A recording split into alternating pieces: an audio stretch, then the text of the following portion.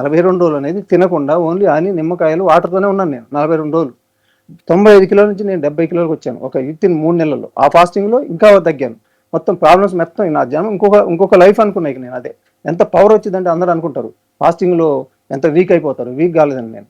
ఆ ఫాస్టింగ్ 42 రోజులు నేను తిరుగుతూనే ఉన్నాను, సినిమా వర్క్ చేసుకుంటూనే ఉన్నాను.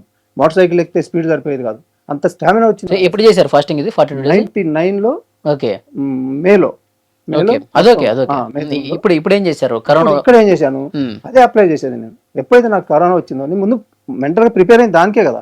ఒక అద్భుతం జరిగేదే లంకనం పరమ ఔషధం అంటే దాన్ని మించింది లేదు. ఇక నేచర్ దానికి తెలిసిన వాళ్ళకే తెలుస్తుంది. అది దాని మించింది లేదు కదా. నాకు వస్తే నేను ప్రిపేర్ అయి ఉన్నా, నేను ఇదే కదా చేయాలి, దీంతో మొత్తం స్మాష్ అయిపోయింది కదా అని నేను ప్రిపేర్ అయ్యాను. అదే జరిగింది. ఆ రోజు వచ్చింది, తీవ్రంగా వచ్చింది.